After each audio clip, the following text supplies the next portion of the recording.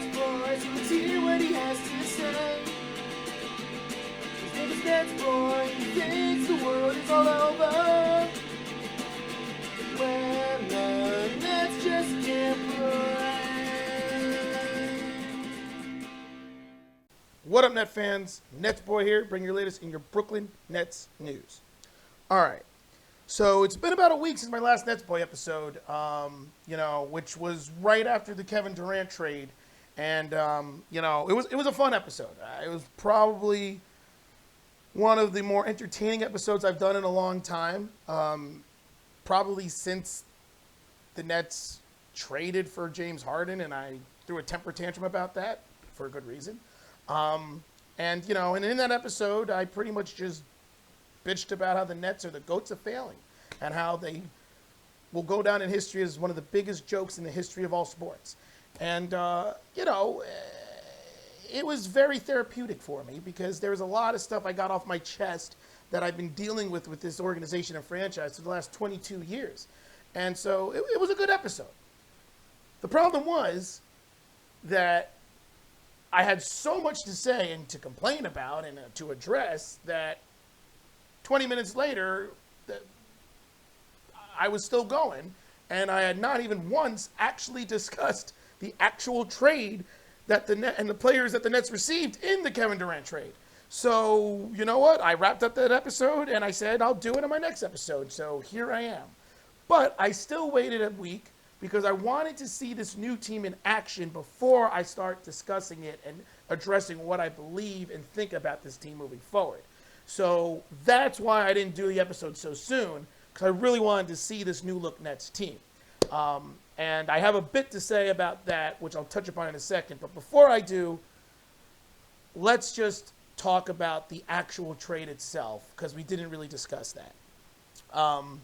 So as we all know, Kevin Durant and T.J. Warren got traded to the Suns for Mikal Bridges, Cam Johnson, Jay Crowder, 4 first-round draft picks, and then Jay Crowder got shifted to, I believe, Milwaukee, in which the Nets got 5 second-round draft picks, but then 2 of them they ended up shipping to, I think it was in Indiana. I don't remember exactly. It was like a salary dump move because the Nets didn't want to pay the luxury tax, all this crap. I don't know, but when the smoke cleared and the dust settled, the Nets ended up with Mikal Bridges, Cam Johnson, 4 I don't have enough fingers for everything. 4 first-round draft picks and 3 second-round draft picks for just the Kevin Durant and T.J. Warren trade. Look, under the circumstances, I think that was a pretty good trade. I touched upon this in my last episode. I didn't fully understand why the Nets didn't play hardball with Kevin Durant like they did over the offseason. I didn't know why they didn't say to him, listen, we have some good pieces here, Dinwiddie and Claxton and Cam Thomas, and Royce O'Neal and Seth Curry. Let's see what this team looks like with you back healthy. Maybe we'll, surprise some people. Maybe you'll surprise, yourself. And then we'll revisit this idea of getting traded over the offseason. And that's what I thought the Nets were going to do. But, there was a lot of speculation and a lot of articles and a lot of things out there that kind of explained what happened. And pretty much it sounded like Durant sat down with Sean Marks and Joe Asai and simply said, listen, I don't think this team is going to be good enough to win without Kyrie.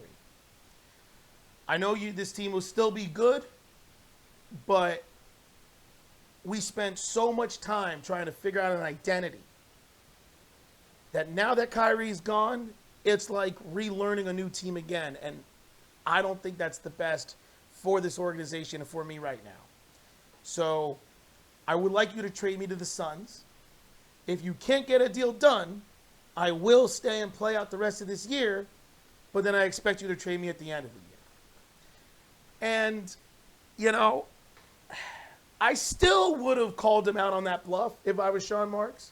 I still would have said, okay, and I would talk to Phoenix but not really get a deal done and held on to him and then say to the Suns, hold on to that offer because we might address it again over the offseason, but then try to convince Kevin to stay. Like, that's what I would have done. And I'm still not a big fan of what the Nets did, but I just think Sean Marks and Joe Hisaiah and this Nets organization was just tired. And they were done. They were done with all the drama, done with all the chaos, done with all the trade requests, done with the superstars that they have catered to for the last 4 years. They were done with it. And you know what? So was I. I mean, I certainly wish Durant would stay and would have stayed. I do think this Nets team would have still been, Eastern Conference Championship caliber team if he had stayed the way it was constructed. I wouldn't have expected them to make it to the East. I felt like that would have been their ceiling, the Eastern Conference Championship. But I thought it was certainly possible. And I thought that they would be one superstar away from, another superstar, another star, not even a superstar, another star player away being added to get right back there. But then it's just exhausting.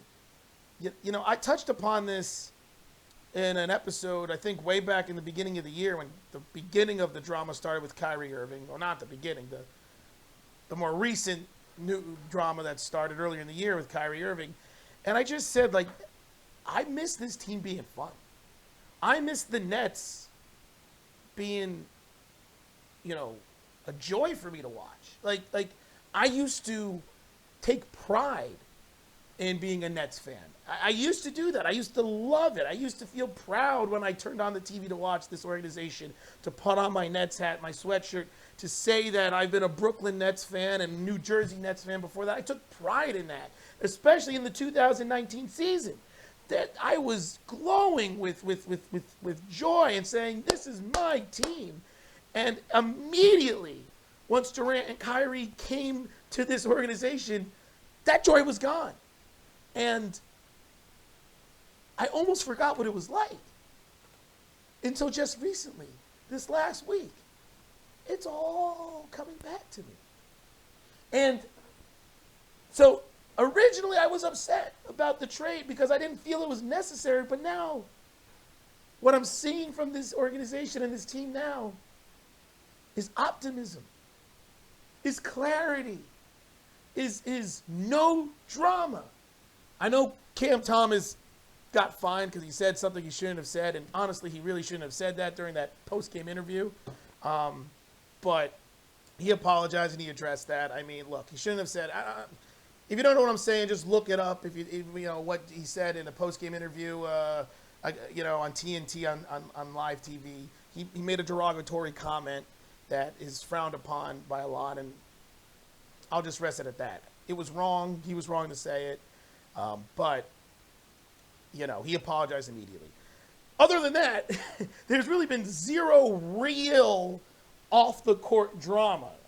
On the court, well, there's Ben Simmons, and that's a whole other freaking nightmare in and of itself. But off the court, there really hasn't been much drama, and it's just nice. So, look, Mikal Bridges and Cam Johnson are fantastic players, especially Mikal Bridges. I mean, the 45 points he dropped against the Heat just shows you the potential of this guy. Being a Seton Hall alum and watching Big East basketball on a regular basis, I had a chance to see Mikal Bridges when he played at Villanova. I got a chance to see him pretty much be one of the best players on the court back during his collegiate career. And I'm going to be honest, what I'm seeing from him really isn't shocking me right now. He always had this skill set even back then. It wasn't as polished. It was more raw, but he was always a really good defensive player. He was really long. He was deceptively athletic, and he was always a good shooter. And he always had the ability to just do the right thing and be the right type of, had the intangibles to just be in the right place at the right time. And so I'm not surprised by what we're seeing from Mikal Bridges.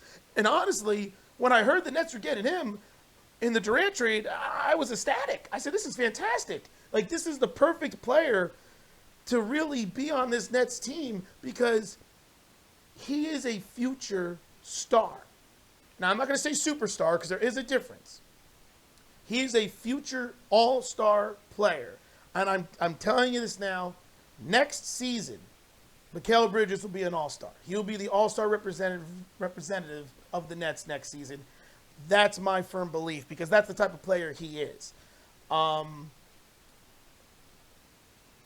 don't think he'll ever be a superstar or be the number one player on a team, but he could be a number 2 or a number 3.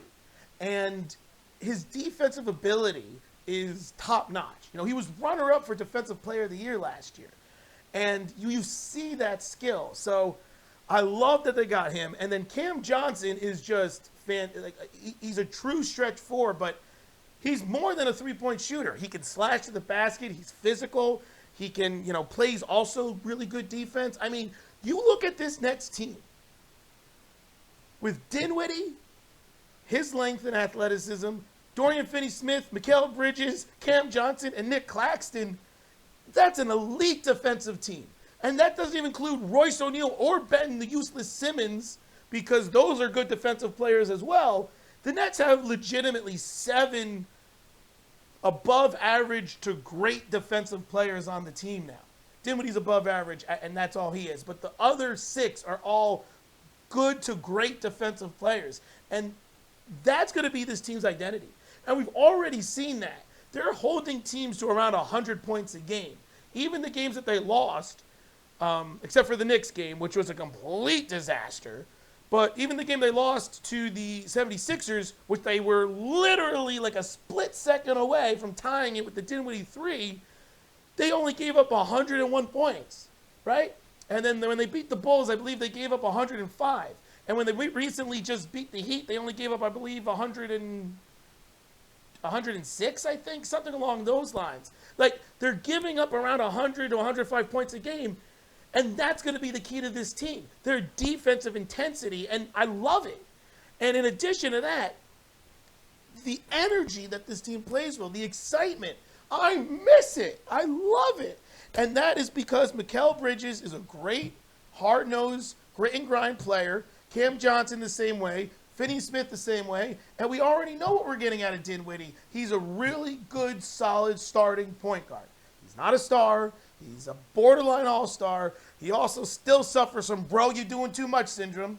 But, as we saw in that Knicks game, but he's still a really good player. And once again, with the emergence of Claxton, with the emergence of Cam Thomas, with Seth Curry coming back and Royce O'Neal being on that team, you see what could be a really, really, really solid team.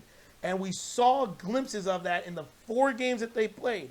And the thing that should get you excited is the fact that this stretch of games, these 4 games, was with literally a whole new team. 4/5 of the starting lineup were completely different. So that just goes to show you how good these players are. Imagine how good this Nets team could be with more chemistry and more time to play together. I really am very optimistic of this Nets team. And going back to Mikal Bridges, he's going to be the leader of this team right now, him and Dinwiddie. Mikal's going to do it more by example, and Spencer's going to be more vocal. And I know they both just got here, but I really feel like they have to take that role, and Jock Vaughn needs to allow them to take that role because I think this team will play well with those 2 guys as the main leaders of this team. And I'll say this about Mikal Bridges. There's been a lot of, comparisons of what people think he is now.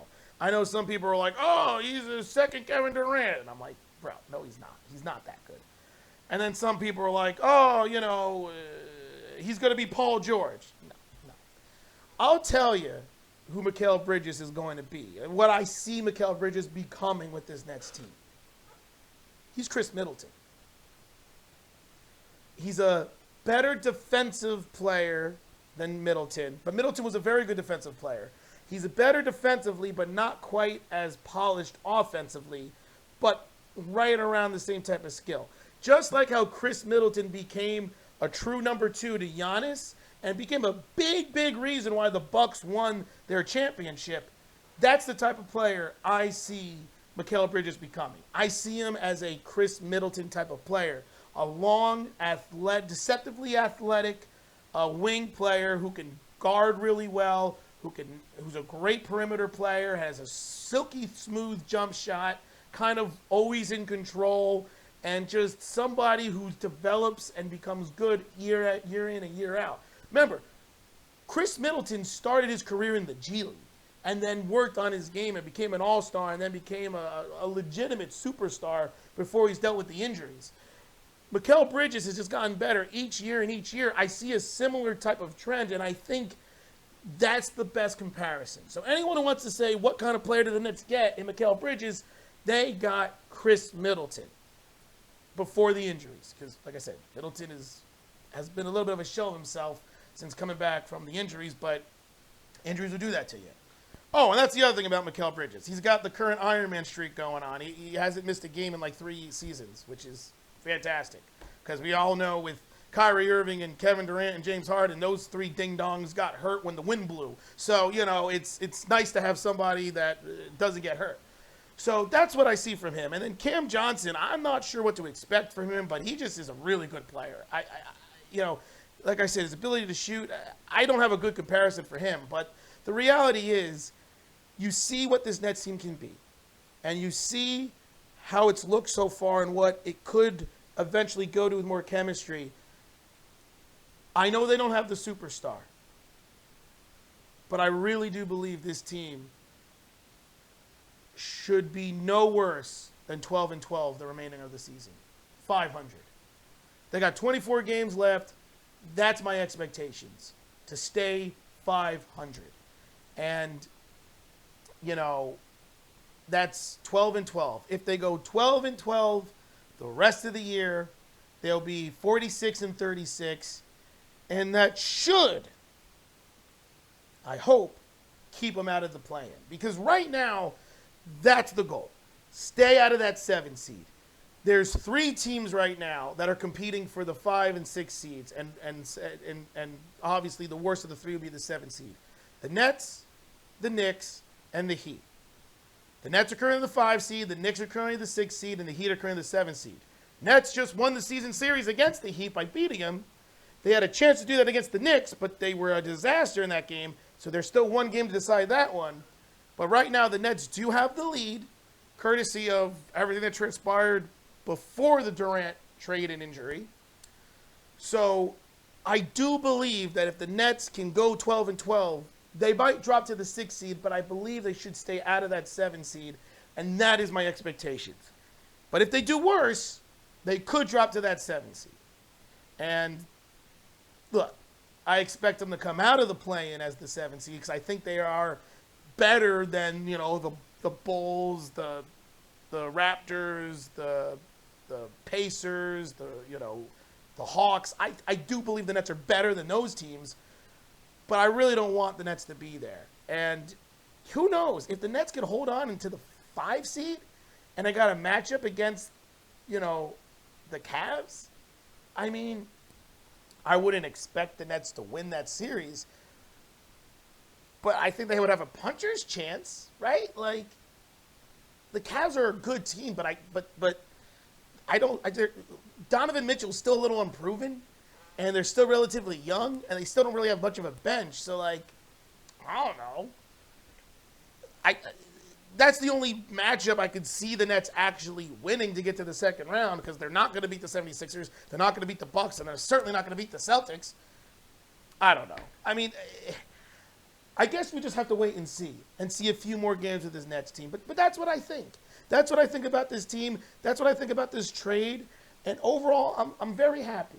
And I'm nearing 20 minutes now, so I'll wrap up this episode with this bold statement. And I thought it was bold and out there. But there's been a couple people that have been saying this, and I'm kind of mad because I definitely thought this before it was said by some commentators and some analysts and some other people who've commented on videos and stuff that I've seen. So, I'm a little frustrated because I should have said it sooner, but I thought of this first. This Nets team is kind of constructed similarly to the '04 Pistons. And if you remember the '04 Pistons, they didn't have a superstar. They had a bunch of really good to all-star caliber players, but they didn't have that superstar guy to be, a true focal point. They had an elite defense, 1 through 5. They had a great shot blocking rebound guy in Ben Wallace. So, they had some length and athleticism and great two-way plays by players like Tayshaun Prince. They had scoring ability from Rip Hamilton. And they were led by a really good point guard who elevated his game in the biggest moments in Chauncey Billups to the point that he got the nickname Mr. Big Shot. But Chauncey Billups was never a true superstar. He wasn't. A lot of people say Chauncey Billups. No, he was just a really good point guard who, when it came down to crunch time, made the big shot and made the big play. Well, this Nets team has Nick Claxton, great rim protector and solid rebounder, great wing defense in Mikal Bridges and Finney-Smith. They've got the scoring capabilities of Cam Thomas, and they have a point guard who is a good point guard, but has a history of elevating his game when it matters, in Spencer Dinwiddie. I mean, Spencer Dinwiddie has the most buzzer beater shots, I believe, in the last 3 years. And we saw in that 76ers game how close he was to having another game-tying buzzer beater. So, look, I'm not going to say the Nets will be the '04 Pistons. I'm not saying they're going to be as successful. I'm just saying I see the similarities. That was a defensive-minded, defensive-first team, and then they just did enough offensively to win. That was the Pistons, and that's what I see this Nets team being. Look, the other thing is, would the '04 Pistons be winning the championship today? Probably not. Like, I think you put that '04 Pistons team up against the Celtics now. Celtics are winning in 5 games. I personally think that, or maybe 6. But my point is, there is a model in which this Nets team is pursuing that they could become, and that's the '04 Pistons. So I'll end with that. Let me know what you guys think about everything. Obviously, this Nets team is in a good situation with draft picks and young players. They could always go out there and make a splash over the offseason and trade for a disgruntled star. Heck, maybe Luka Doncic, because he's playing with Kyrie Irving. It's just a matter of time before he realizes what a disaster that is. So maybe he would want out of Dallas. So, Nets would be in a good situation for that. I mean, I'm not going to talk about that now. That's for another episode down the road, probably towards the end of the year. But I do think of some possible superstar players the Nets could go after, via trade with all this draft capital they have.